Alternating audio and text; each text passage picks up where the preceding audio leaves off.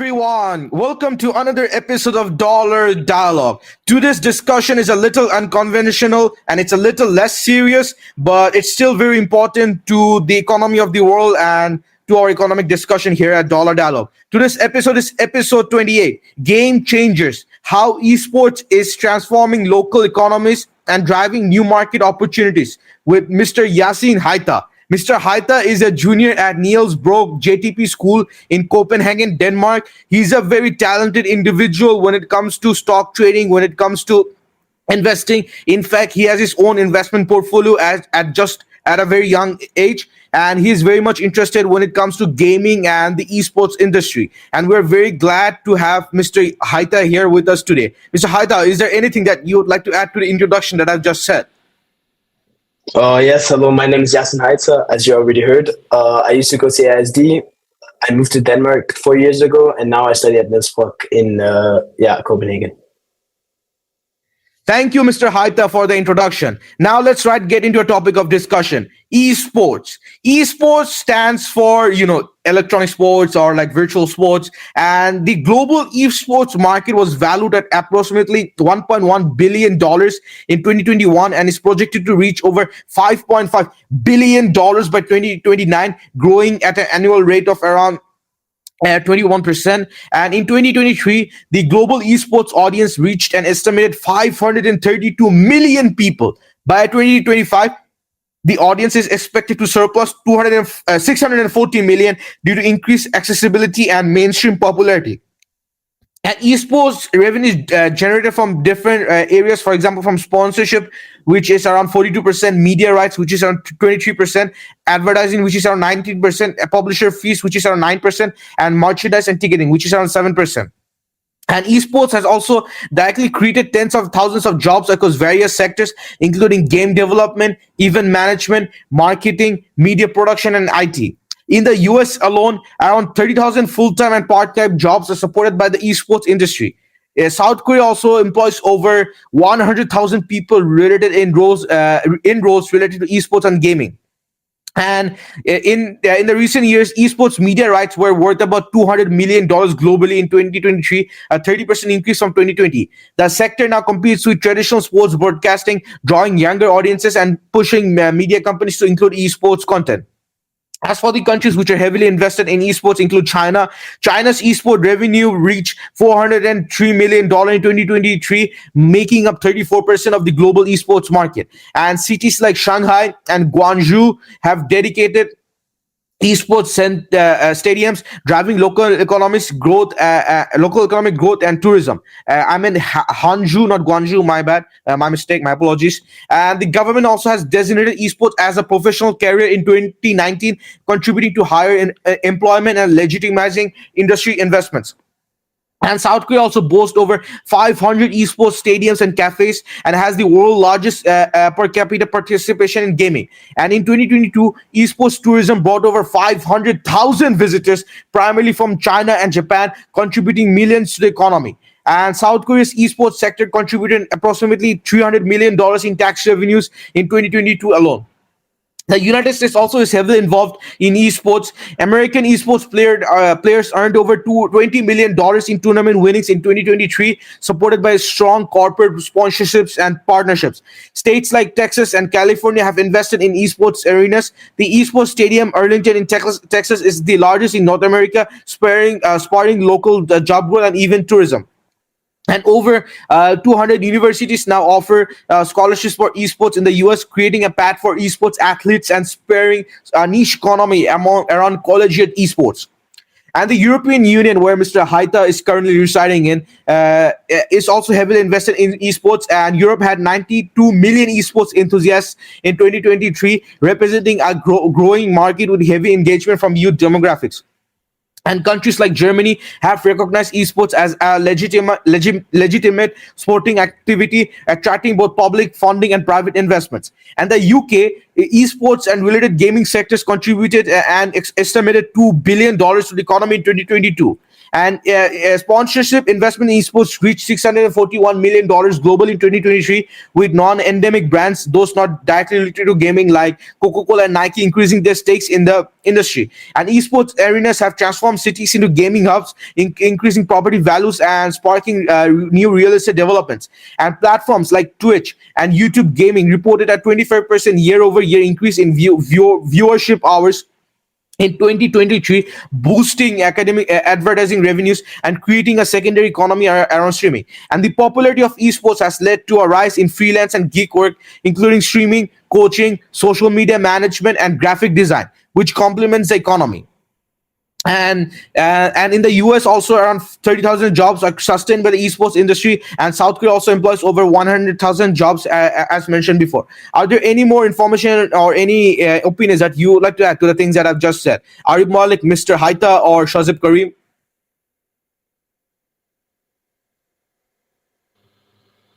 Shazib, I see your hand is raised. Would you like to add anything? Yeah. I was just about to say, Araf. I think adding on to you, and you mentioned some really good insights and points, and I completely agree with you, Araf. And I think also, another aspect is job creation. Like, for example, in cities that host the esports tournaments, we're seeing an uprising in specialized roles.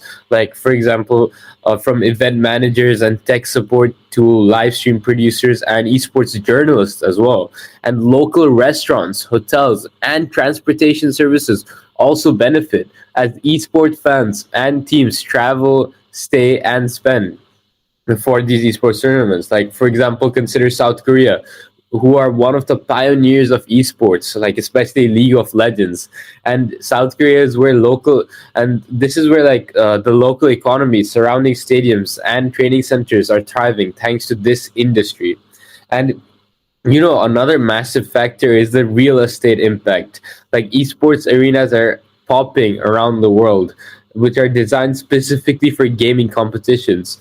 And these areas attract developers, investors, and local government interest.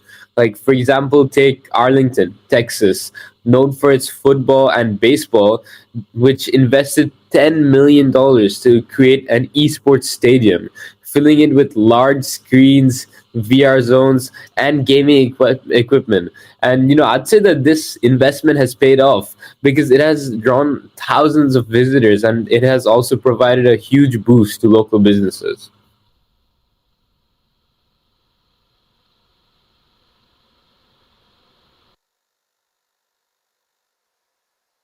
Arif, I see your hand is raised. Would you like to add anything?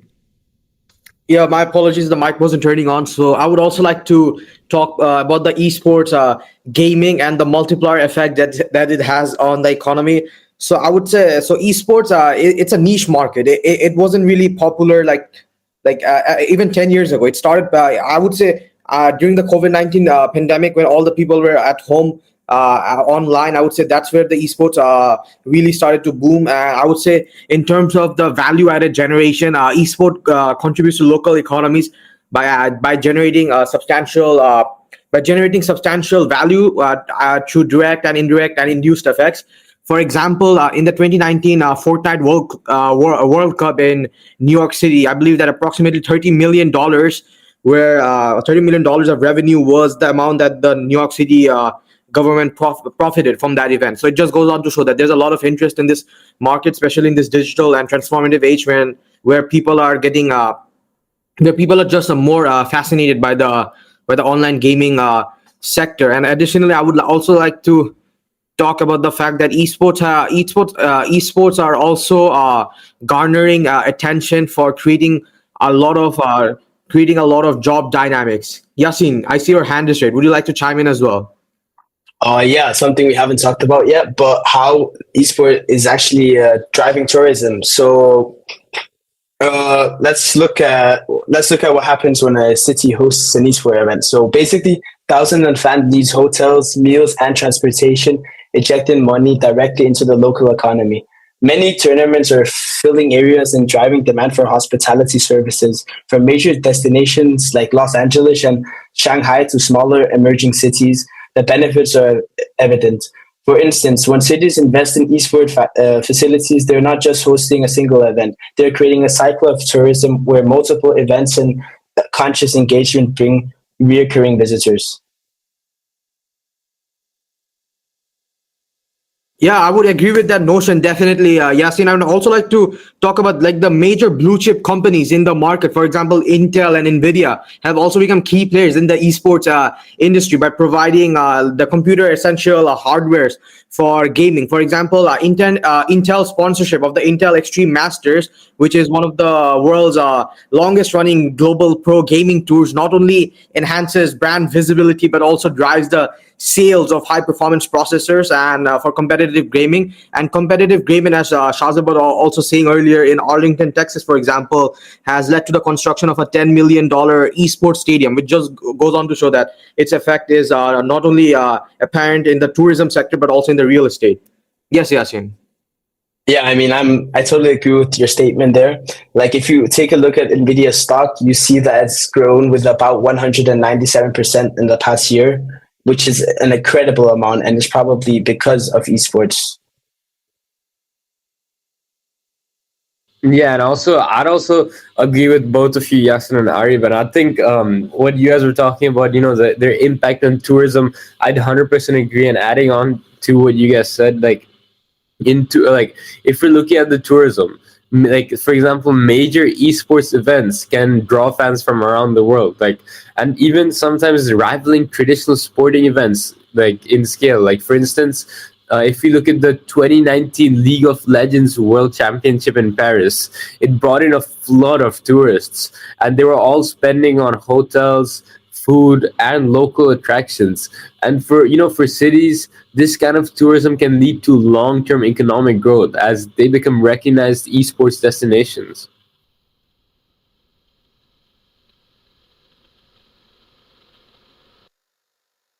Thank you, everyone, for the invaluable opinions that have been shared. And the esports industry is also, as everyone has said, is growing rapidly. The esports industry is dominated by companies from a few nations, especially China and the United States. China's Tencent owns or has stakes in many leading esports companies such as Riot Games, which is behind League of Legends, and Epic Games, which is behind Fortnite. And this has raised concerns about digital sovereignty and data security, especially in countries where Chinese companies have significantly influence over digital platforms. And in the US, concerns about Chinese leadership led to proposed legislation to limit foreign influence on social media and gaming platforms. And Australia and India have implemented partial or full bans on Chinese gaming apps due to data privacy concerns, directly impacting the reach of popular esports titles. And there's also a lot of government subsidies and national identities involved when it comes to esports. And China is pushing for cultural dominance. The Chinese government has funded esports arenas and training facilities to make the industry a core part of China's soft power strategy, with 15 billion invested by Chinese municipalities into esports infrastructure. China aims to dominate a cultural space tradition led by Western media, and state-controlled media and government agencies push for esports, Chinese esports stars to be seen as national heroes, paralleling traditional sports athletes. And this nationalistic approach has garnered criticism from Western nations that see this as an attempt to use esports to promote state-sponsored value among youth globally. And while the US doesn't directly fund esports, several states, particularly California and Texas, have invested in esports infrastructure as a revenue stream and tourist attraction. Some argue that this allocation of public funds could instead address social issues, creating a point of contention among constituents. So, what's your opinion about the politicalization of esports by China and other such nations? Mr. Shazib Karim, Mr. Hayta, or Mr. Arif Malik?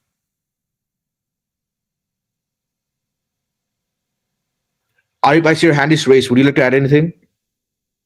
You're off. Yeah, I would definitely agree with you that esports is becoming increasingly politicized basically over the past couple of years. And I would say this phenomenon, I'm not surprised by it, because governments around the world are starting to recognize esports as a legitimate sport and economic sector, which has led to new regulations and policies. For example, off the top of my head, I can think about South Korea, which has integrated esports into their national sports program and also offers visas for players and establishing government-sponsored leagues. However, I would say this official recognition also means that esports also carry a political agenda for most of the for most of the countries, especially countries with soft and hard power. Particularly for me, I would say that Saudi Arabia is also garnering recognition for in the esports world, because if I'm not mistaken, Saudi Arabia hosted one of the world's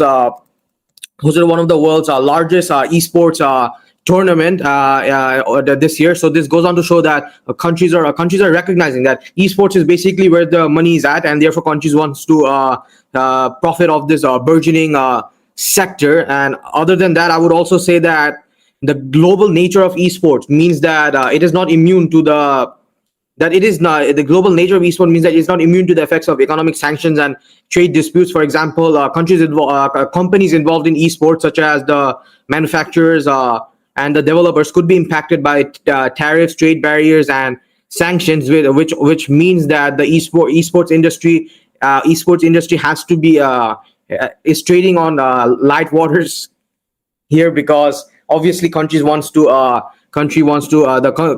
world want to profit off of it. But of course, it is obviously not immune to all the trade disputes and such. And another point that I want to talk about is that esports is getting corporate sponsorship and investments from major companies. So it's not just countries with their political agendas, but companies are also noticing that esports. Companies are also noticing esports as a way to enforce their agenda, and ultimately make the most amount of money. For example, if I'm not mistaken, companies like Coca-Cola, Intel, they spend large amounts of money on brand deal sponsorship of gamers, of top-notch gamers. And in 2020, for example, Twitch paid over $1 billion to its streamers, which shows that esports is it's more than a billion-dollar industry. It's a multi-billion-dollar industry. So obviously, there's going to be a lot of there's going to be a lot of contention, politically speaking, but also, Araf, I would say there's a lot of interest from the company sides as well. Yeah, I about 100% agree with you there. And, adding on Arab, you already mentioned a bit about Saudi Arabia. And I think, yeah, I'd 100% agree with that. And I'd say that, Saudi Arabia has entered the esports arena with significant investments, as you mentioned, Arab, like through its public investment fund. Saudi Arabia has invested billions in acquiring stakes in companies like Activision, Blizzard, and Electronic Arts. And they recently hosted large-scale esports tournaments to promote tourism. And Saudi Arabia also aims to build one of the world's largest esports hubs as parts of its Vision 2030 initiative, which focuses on diversifying the economy away from oil and investing in entertainment and digital industries. And there's also Japan, who are stepping up its game as well. And despite previous restrictions on competitive gaming, the Japanese government has relaxed laws around professional gaming tournaments, enabling bigger prize pools and official leagues. And they're also supporting esports as a way to stimulate regional economies, especially rural areas that can benefit from hosting tournaments and gaming conventions.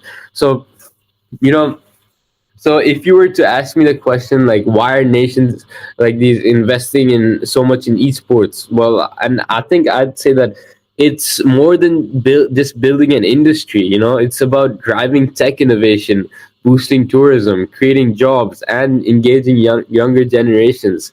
And so we can see how esports is a powerful tool for economic growth and global branding. And countries that embrace it are likely to see dividends in digital development and global influence. Yeah, so Yasin, would you like to add anything? Yeah, so Yeah. I totally agree with Shazab. I mean, countries make a lot of money from investing in esports and stuff like that. I mean, if you look at Asia, so investment in esports across Asia is expecting a remarkable growth driven by a combination of expanding audience, increased government support, and innovative technological developments. And like if we look at 2021 Asia, Asia actually accounted for approximately 57% of the global esports market, with revenue expected to continue rising. Notably, China leads the sector, generating around 403 million in esports revenue in 2021, and seeing a growth rate of 14% that year, which is completely amazing.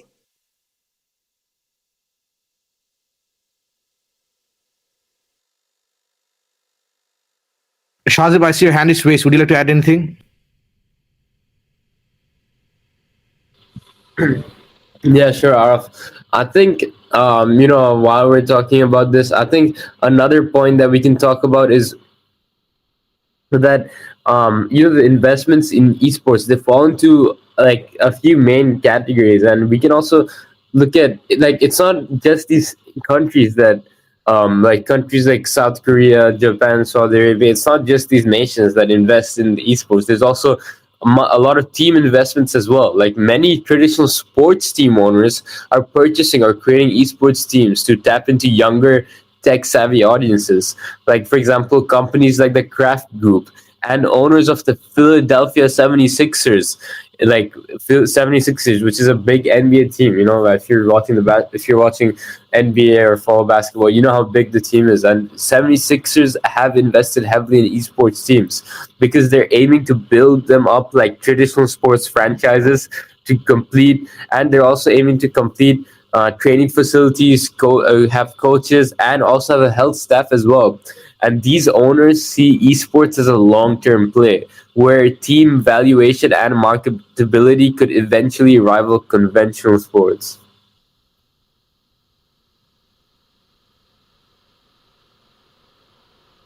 Yes, Mr. Hayta, would you like to add anything? Oh yeah, I totally agree with Shazza, but something more I want to talk about is the rise of mobile gaming, specifically in Asia, which is probably the cause of how countries like China have made so much money. So yeah, Asia has witnessed a remarkable increase in mobile gaming participation thanks to the availability of affordable smartphones. This accessibility has made mobile games the primary choice for millions of players across diverse demographics. In countries like the Philippines, mobile gaming revenue is projected to increase from 1 billion in 2021 to 1.5 billion by 2025, which is a significant growth. Technological advancements, particularly the rollouts of 4G and 5G networks, have enhanced connectivity, making mobile gaming experiences smoother and more engaging. Popular titles such as PUBG Gaming, Mobile Legends, Bang Bang, and Area of Valor have not only attracted vast audiences but also fostered competitive ecosystems, further legitimizing mobile gaming as a significant form of entertainment.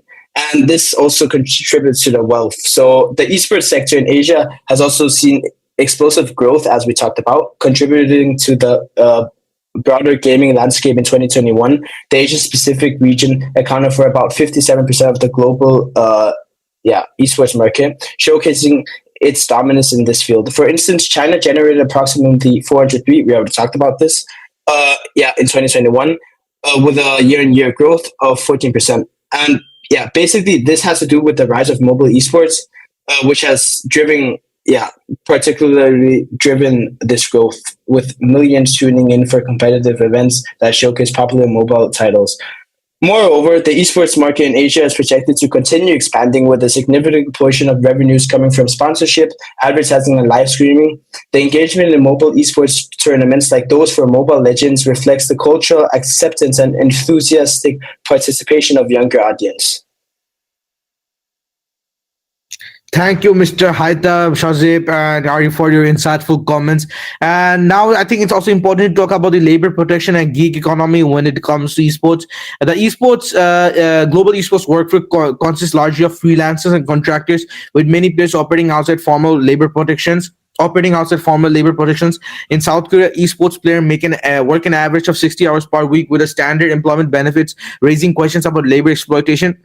And labor advocates argue that esports companies should be held to the same standards as traditional sports leagues, where athletes receive union protection and benefits. And conversely, free market proponents argue that esports jobs allow young people to find unique income sources in a transforming economy. And while elite esports players can make millions, the median salary for lower tier professional players globally is estimated to only $20,000. In the US, this disparity has sparked discussions on unionizing esports players to ensure equitable pay had benefits similar to traditional sports leagues. And there's also a lot of gender inequality in esports. While women make up 41% of gamers globally, they represent less than 5% of esports professionals. The majority of major leagues and tournaments still have little representation of female players, with only one or two female dominated teams competing globally at top levels. And in countries like South Korea, female esports players face institutional challenges and harassment, with limited access to sponsorships and training resources compared to their male counterparts. And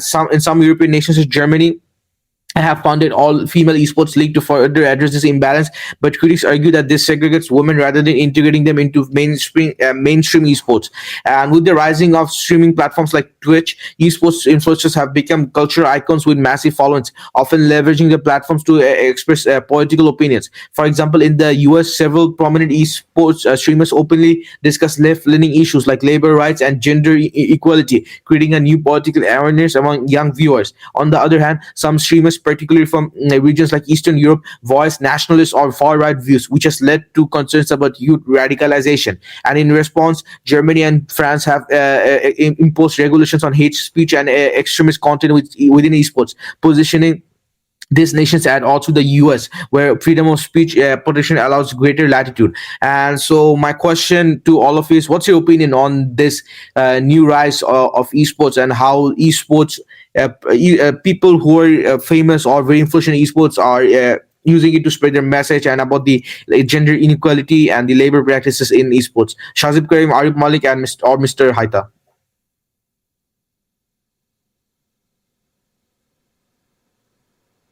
Arif, as your hand is raised, would you like to add anything?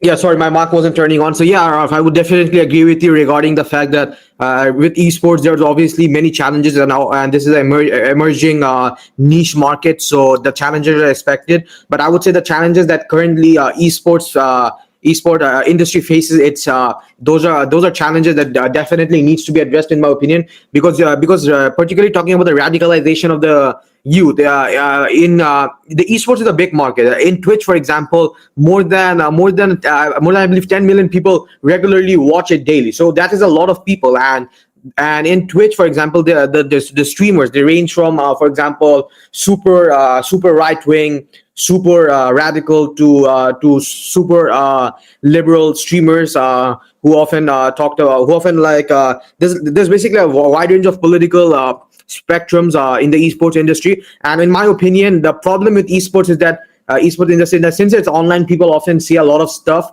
that they wouldn't say in real life. And for this instance, the radicalization of the youth is a problem that the esport industry faces. And for example, in Saudi Arabia, for example, which hosted the first esports World Cup in 2024.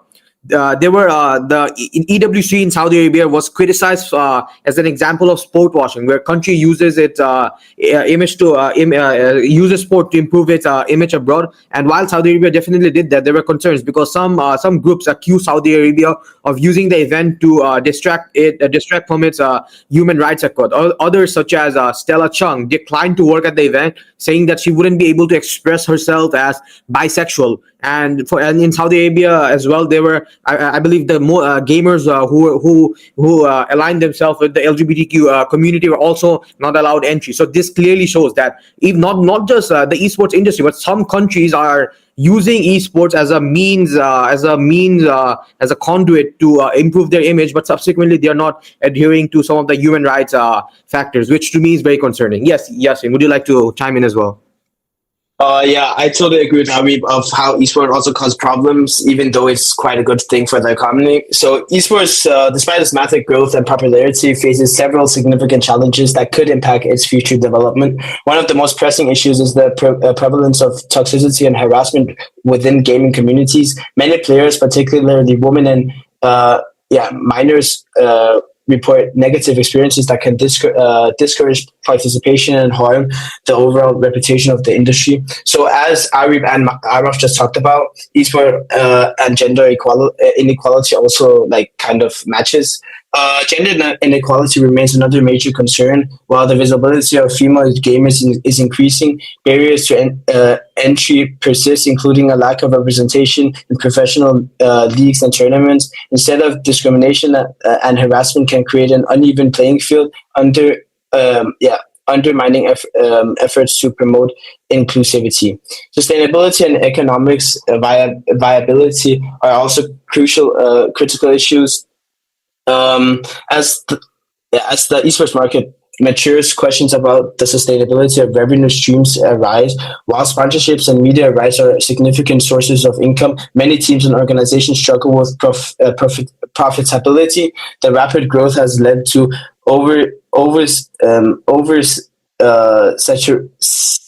saturation in some markets, making it difficult for smaller teams to thrive. Moreover, the esports industry often operates in a regulatory gray area, facing challenges related to player contracts, yeah, and gambling. The lack of standardized rules across different regions and games complicates governance and can lead to legal issues.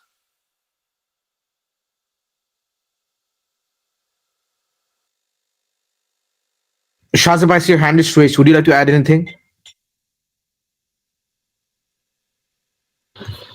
Yeah, sure. And first of all, I'd agree with both of you, Yasin and Arib. And RF, you brought up the question on like asking us about our opinion on the rise to esports, and people who have fame or influence in esports, like they're using that to raise issues and stuff. And I think in my opinion, I'd say that many influential figures in esports, from pro players to streamers and team owners, are beginning to use their platforms to advocate for better working conditions, fair contracts, and mental health support within the industry. For example, we've seen players speak out about burnout and the need for balance, encouraging healthier standards in an industry where intense, grueling practice routines have been normalized. And this kind of advocacy has ripple effects. Fans and aspiring players begin to see that boundaries and self care are valuable, and it pushes teams and leagues to consider their policies more thoughtfully. But there are always limitations and some challenges that that are always being faced. So I think in terms of this, many esports players and influencers are bound by strict contracts from their teams, leagues, or sponsors. And these agreements often come with clauses limiting what they can publicly discuss, especially if it paints the organization in a negative light. And speaking out against, for example, labor practices, player welfare, or tournament structures can risk damaging relationships with sponsors, leading to potential financial repercussions or even loss of career opportunities.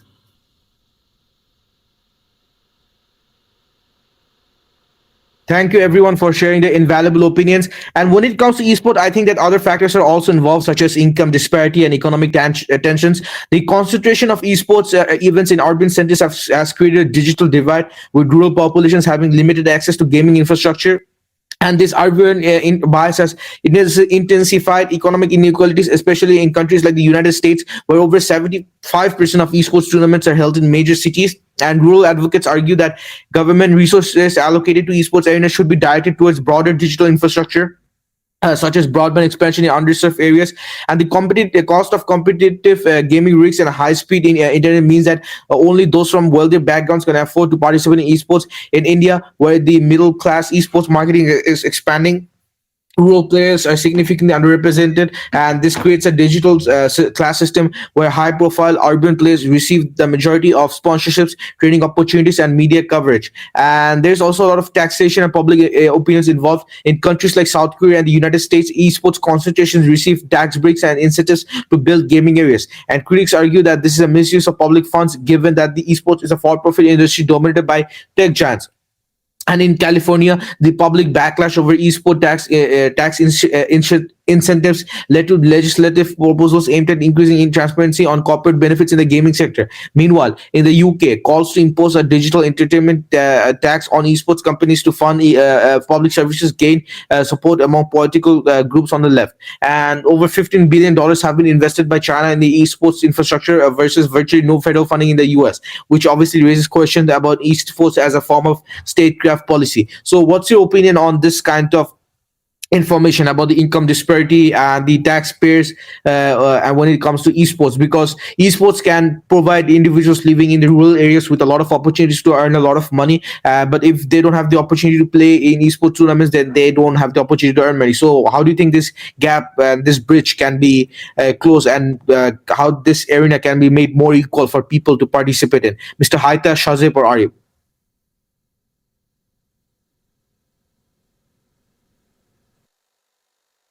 Arif, I see your hand is raised. Would you like to add anything? Yeah, so yeah, I would say that the esports industry that you mentioned, I would say there's a great disparity between the top earners and the average players. The earnings in the esports are, I would say, highly concentrated at the top. For example, while elite players like Ninja, who can earn millions of dollars through prize winnings, endorsements, and sponsorships, the majority of professional players earn much less. For example, as of 2022, the top 10% of players might capture upwards of 90% of all the earnings available in the industry, while entry-level professional players often struggle with incomes that hover around the minimum wage level in their respective countries, if not less. And regarding the tax paying issue, I would say many esports players compete globally, and managing taxation on international earnings can be complex. And for this reason, there's a gray area, because in the classification of earnings, whether it is a salary, independent contractor income, or prize winnings, it can significantly affect the taxation. In the US, for instance, prize winnings are taxed differently than the employment income. This leads to potentially higher rates for players who don't have the regular salaries. And because of the lack of standardization in contracts and in laws in many parts of the esports industry, the players often manage their financial affairs, where they have to play where they have to pay a lot of taxes, and the taxes are not necessarily bad, because taxes help to boost the economy. But for esports players, there's a gray area. Some countries require a lot of taxes on prize winnings, but other countries don't. And I would say the main problem stems from the fact that the legal institutions of many of the countries, no, and I'm not just talking about the emerging economies like India, even the advanced economies of the world, for example the United States, they don't have any specific regulation whatsoever about the esports industry, regarding specific taxation, and regarding specific policies on esports, because esports, as I've mentioned before, it started emerging around 5-10 years ago. So it's a relatively niche and new industry, and no one ever thought that it would, and like many people didn't expect it to grow so exponentially like it has grown. So because of this, the government hasn't really taken enough initiatives, in my opinion, to boost the legal framework regarding esports, and the legal framework regarding the esports. And this has led to obviously some debate and some points of contention in the esports industry. And particularly, I would also like to mention a specific type of law that is particularly controversial, and there are actually two. First is the labor law, because we have to understand that many of the people who participate in esports are very young people. So given the young age of many participants in the esports, specific regulations need to be put in place for their own safety and for their well-being.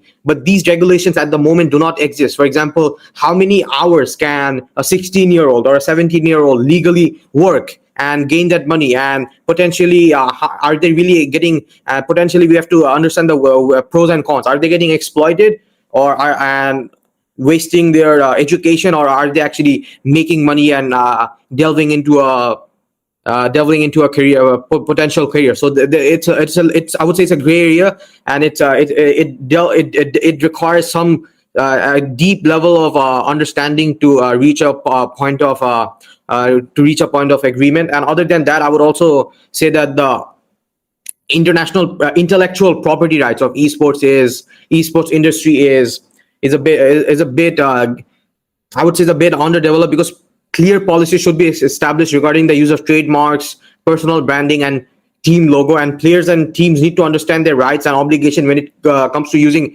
game content, especially in broadcast and merchandising. And as players and teams often create substantial digital content, a framework that outlines how intellectual property rights are managed, shared, and monetized is crucial. So I would say, Araf, as of this moment, the government lacks clear direction as to what they need to do in the esports industry pertaining the legal framework, for which I attribute much of the challenges that esports industry faces.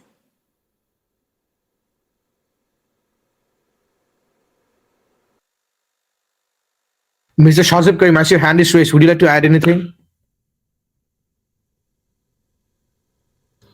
Yeah, Arif, I 100% agree with you, Arif, there. And then, also the the issue that you asked about RF about about people in rural areas not being able to participate in these esport events, like, I'd 100% agree that is an issue. But I think, in my opinion, some factors or initiatives that could be taken to reduce that gap could be maybe creating regional esports hubs. Like, for example, establishing regional esports hubs would be like community gaming centers, which can give rural players a local venue with the necessary infrastructure.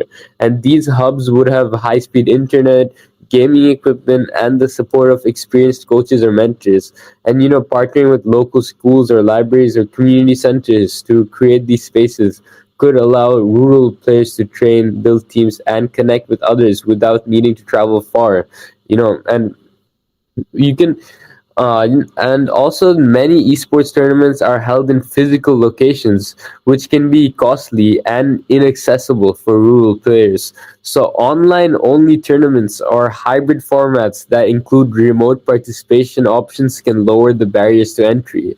By creating more online tournaments with high visibility and substantial prize pools, organizers can make it easier for rural players to compete from home. Like, for example, I'm pretty sure Benji Fishy, if you guys know him, like, in the online Fortnite tournaments, he was always participating, and he was someone who always placed very high. And I'm pretty sure he initially started playing in a rural location. So it is possible if they organized online tournaments, or, for example, have like a hybrid format where people can participate from home as well. And, also, another option could be even, like, for example, equipment costs are a major barrier, especially for players in rural areas where gaming PCs, consoles can be hard to come by. And some organizations and brands have started initiatives to donate or lend equipment to aspiring players.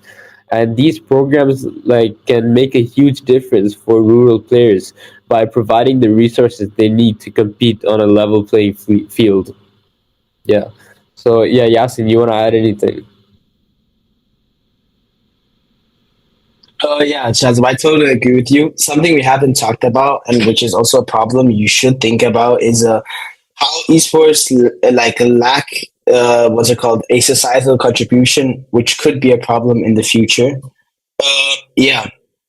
So yeah, the perception that esports contributes little to society is a criticism that has emerged alongside its rapid growth. Yeah, detractors argue that esports primarily serves as a form of entertainment, lacking inbuilt benefits unlike traditional sports, which promote community engagement, physical fitness, and teamwork.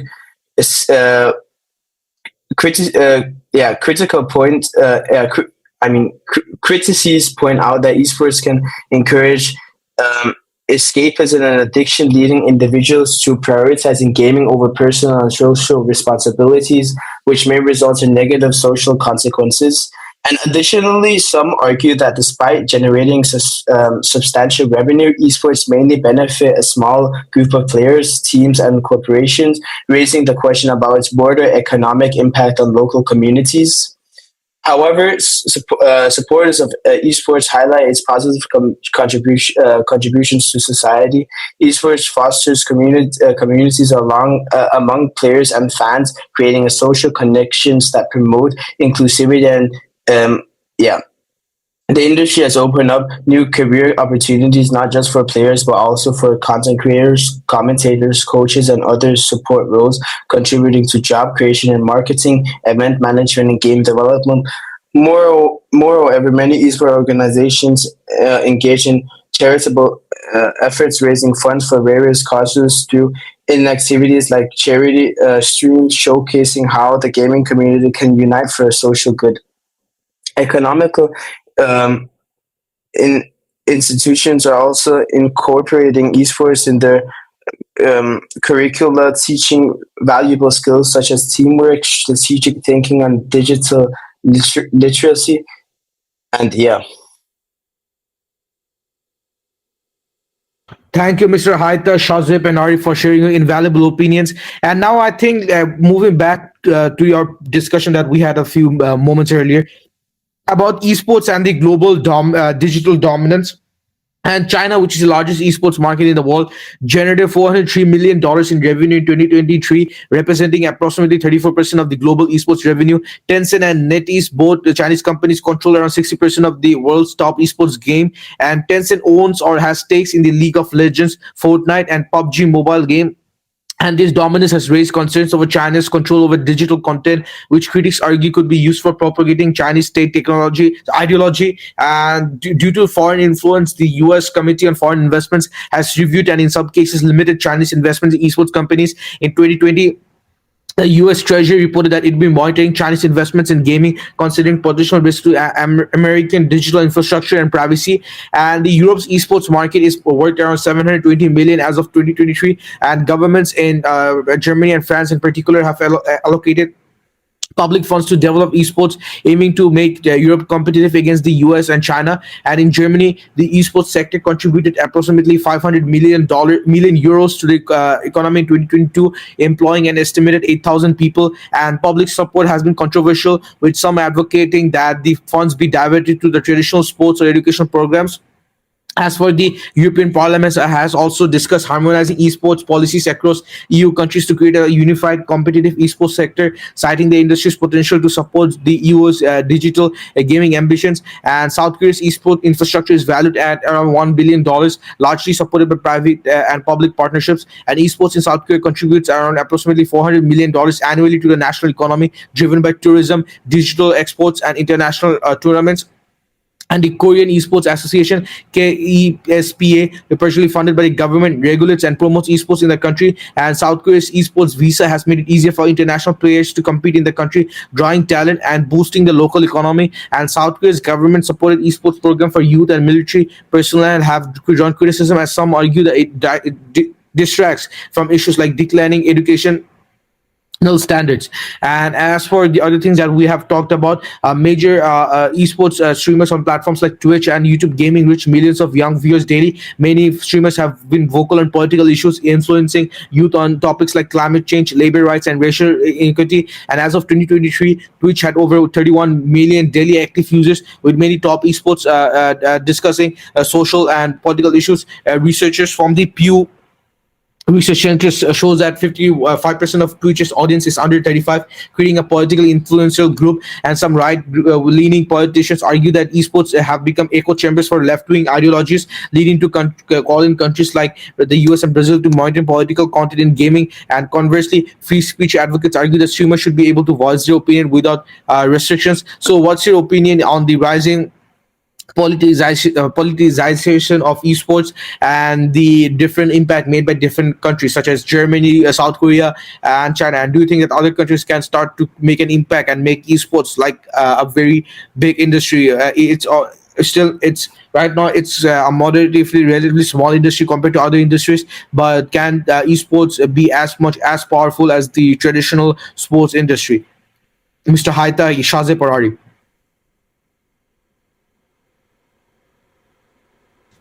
Yeah, Raf, I would say as of right now, the question of whether esports can become a traditional, as powerful as traditional sport industry right now, right now, I would say no, because the traditional sports industry have much more stronger fan base, and and people actually consume traditional sports through television, and the perception of people is that they're actually gaining something from engaging from watching traditional sports, whereas there's a negative perception towards esports that Yasin was talking about, that people often presume that the esports gamers are there solely for monetary benefits, and they don't really care about it. And I would say other than that, the main important thing that I would like to talk about is that the esports industry in the long term, whether it's sustainable or not. I would say in the US, for example, in the US, I was researching about this, and I was actually very surprised to find out, for example, universities like the University of California, Irvine, actually offer scholarship for esports athletes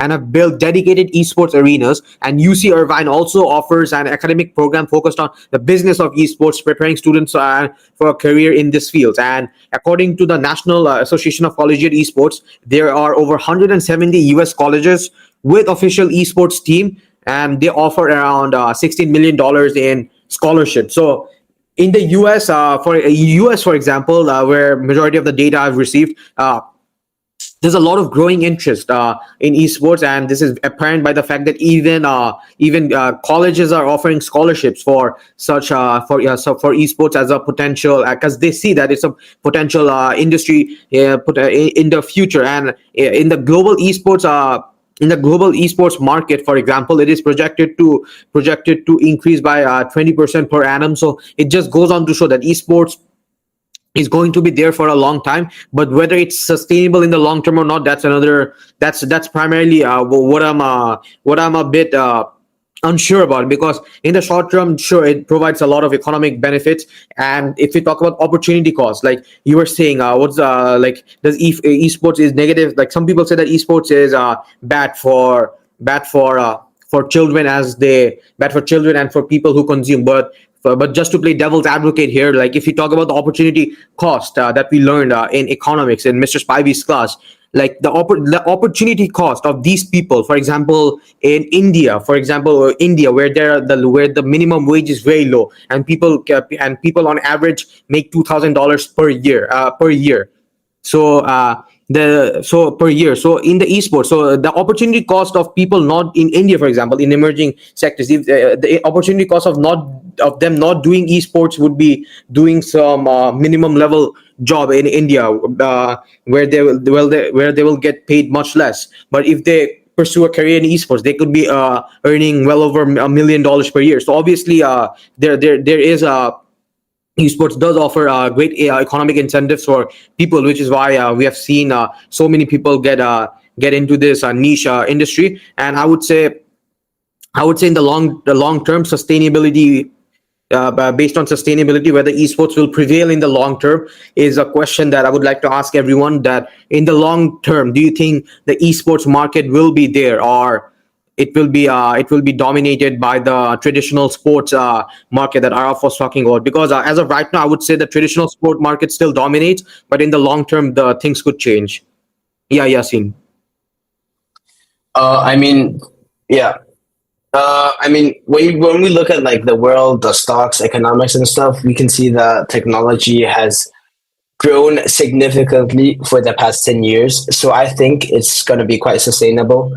And like with releases of new games, and like Epic Games releasing their new engine where people like us can create their own games, I totally feel like esports is going to be here for quite a long time in the future, and probably might even take over traditional sports as we know it. Yeah, well,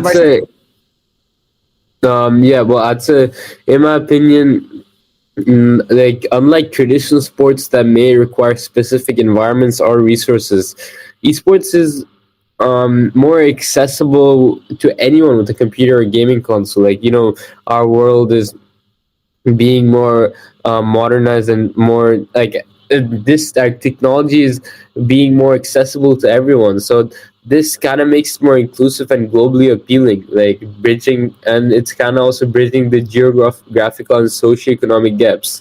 Like, for example, while a kid from a rural area may lack access to a high quality football field, they can still like they like a kid from a rural area, they probably won't have access to the top academies or top coaches to participate there. But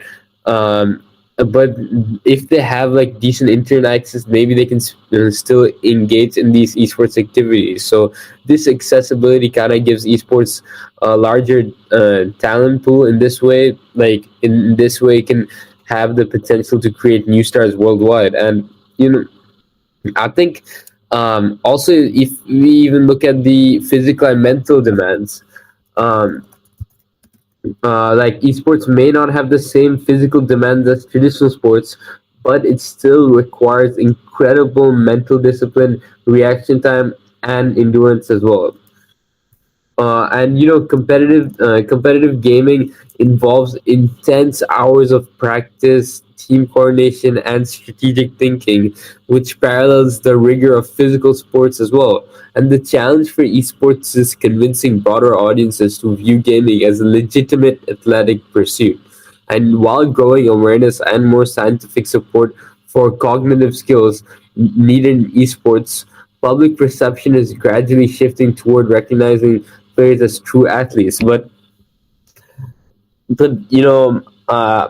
I've been saying why it could potentially take over traditional sports, but I think it's not realistic, and I don't think we'll see it happening in the near future because, like traditional sports, we've been seeing it for centuries now. For centuries now. So even if esports really did ever overtake traditional sports, I think it won't happen in the near future because um a major reason traditional sports holds such a rewarded place in society is because of the physicality involved.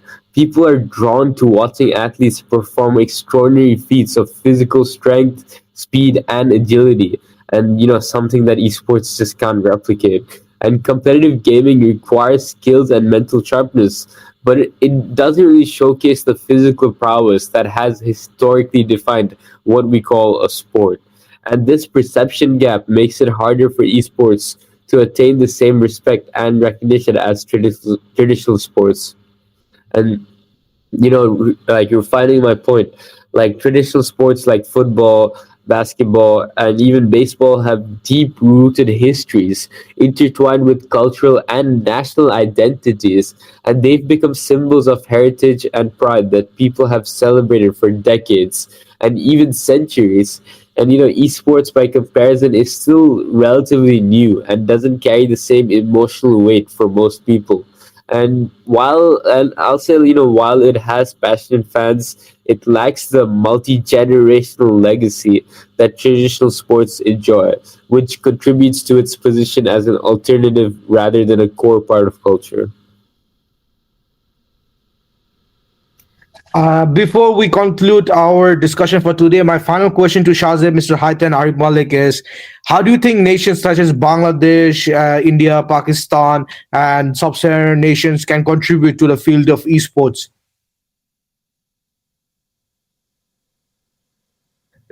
Arif, I see your hand is raised. Would you like to add anything? Yeah, sorry, my mic wasn't turning on. So yeah, like emerging industries like Bangladesh, India, and Pakistan can definitely contribute to esports. India is already contributing to esports. For example, PUBG Mobile is one of the largest and most played mobile games in India, with over 100 million people actively playing it daily. So it just goes on to show that there's a lot of interest in this region, and I would say emerging markets, emerging nations can contribute to the esports industry primarily through their people. Because if you look at most of the emerging nations across the world, for example, India, Bangladesh, Nigeria, yeah. And if you look at these nations have a lot of people, and these people are ultimately the greatest resource that a country has. And India, Bangladesh, Pakistan, and China probably constitute over half of the world. So this Asia, the market in Asia is the untapped market, in my opinion, and people can and these countries can contribute to the esports industry by increased viewership, and also through the sheer number of people that they have. In Bangladesh, for example, off the top of my head, I can think of our burgeoning ready-made garment or RMG sector, where the esports industry, if you think about it, they often the teams require kits and their jerseys, and majority of the jerseys around the world are actually manufactured in Bangladesh, India, and Pakistan, in this region. So obviously through garments as well, we can contribute to the esports industry. And other than that, I would also like to say that esports, like I would agree with Shazib to some extent, that esports won't take over traditional sports in the near future. But I would say that around, if like 100 or 200 years from now, maybe, who knows, it can take over. Because I was just researching about the esports World Cup that was hosted in Saudi Arabia, and across the 8 weeks that the esports World Cup was held, 500 million people watched it. And to compare the FIFA World Cup, in the final of FIFA World Cup in Argentina versus France, 1.5 billion people watched that show. So the esports industry, in terms of viewership, so just based on those numbers, is still one third less viewership than the traditional sports. And football is obviously the largest sports in the world. But I would say that esports industry has more viewers, more viewers than some of the traditional sports that doesn't have as much viewership, such as kabaddi, which is a traditional Indian subcontinental sport, or even lacrosse, for example. Like, based on numbers, I would say esports is on par, or if not more than those sports. But yeah, as of right now, the traditional sports are still dominating the market. But out of, yeah, emerging economies can definitely help in the esports market, either through our garment sector, or definitely through our people. Yeah, Arif, I Thank fully you. agree with you. And I think, to add my personal opinion, reliable infrastructure is essential for esports growth.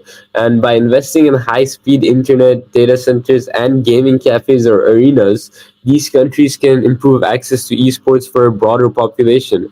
Like, for example, establishing community gaming centers in urban and rural areas can provide aspiring gamers with the resources to train and compete. And this infrastructure can also support streaming and content creation, further expanding the local esports scene. And you know, launching national and regional esports leagues would allow young players to compete, gain recognition, and potentially advance to international levels. Like India, for instance, has seen success with events like the PUBG Mobile India Series and Free Fire India Championship, which have drawn millions of viewers and participants. So I'd say that similar tournaments in Bangladesh or Pakistan can showcase the local talent, attract sponsorships, and cultivate a more robust competitive community. Yeah, I mean, I totally agree with that. And I feel like in like developing countries such as India, Bangladesh, and Pakistan, a way it's growing. I mean, the reason it's growing that much is also because of the like growth of, like Shazab and Arif said, growth of phones and internet services. And yeah, the rise of mobile gaming in India, Bangladesh, and Pakistan has transformed the gaming landscape in South Asia, driven by increasing smartphone penetration, improved internet connectivity, and a growing youth population. In India, mobile gaming has exploded in popularity. With reports suggesting that the market is expected to surpass $8 billion by 2025, which is an insane amount. The country is home to a diverse range of mobile games, with popular titles like PUBG Mobile, Call of Duty Mobile, and Free Fire attracting millions of players. Yeah, and the Indian government efforts to enhance digital infrastructure and promote the Digital India initiative have also played a crucial role in supporting their growth. Furthermore, esports tournaments such as the Indian Gaming League are becoming increasingly popular, contributing to the professionalization of gaming and providing avenues for local talents. And in Bangladesh, mobile gaming has similarly gained traction, fueled by increasing affordability of smartphones and mobile data, like in India. And also in Bangladesh, games like PUBG Mobile have a strong following, with local tournaments often drawing large crowds. The government has recognized the potential of the gaming industry and have taken steps to foster its growth through initiatives and aimed at improving digital literacy and infrastructure. The Bangladeshi gaming community is becoming more organized, with increasing support for esports events, which helps the cultivate local talent and promote competition. And if we take a look at Pakistan, Pakistan has also seen a significant rise in mobile gaming with a growing user base that is engaging with both casual and competitive gaming. Mobile data prices have decreased, allowing more people to access gaming content. Titles, again, such as PUBG and Clash of Clans, are particularly popular, and the country has begun hosting esports events that draw attention from regional and international audiences. Initiatives to promote local game development are emerging, aiming to create homegrown content that resonates with Pakistani culture and values. Thank you everyone for the invaluable opinions that have been shared. So in my opinion, the conclusion that we all can reach is that esports has rapidly evolved from a niche interest to a global economic powerhouse with profound cultural, political, and economic impacts. This industry shapes not only the digital economy but also national policy, labor rights, and public sentiment, sparking fierce debates around gender equality, digital sovereignty, and the allocation of public funds. As countries grapple with the complexities of supporting or regulating esports, the industry remains a dynamic space where technology, culture, and political interests intersect. Its influence on the younger generation makes it a critical platform for shaping future norms and values, placing esports at a new kind of global discourse and competition. So is that a conclusion that all of you would agree with, Mr. Hayta, Shazib, or Ari? Yeah, I would agree with that. Yeah, I would also agree with that. Yeah, I concur to that statement as well. Thank you everyone for your agreements. And that brings to the end of our discussion today, episode 28, Game Changers, how esports is transforming local economies and driving new market opportunities with Mr. Hayta. Mr. Hayta, thank you very much for joining into today's podcast discussion. We really enjoyed having you here. Are there any final words that you would like to say before we depart for today? Yeah, I would just say thank you for inviting me. It was a pleasant experience and it was quite fun. Thank you, Mr. Hayta. We enjoyed very much with you here with us today. We really enjoyed the insights that you have brought to our invaluable discussion about esports. And thank you to the audience for listening to this discussion, which was episode 28, Game Changers, how esports is transforming local economies and driving new market opportunities with Mr. Hayta. Thank you, everyone, for your invaluable opinions. And thank you to the audience for listening to this discussion. We hope to see you next week with another interesting guest speaker, with another very interesting topic. Thank you and goodbye for now.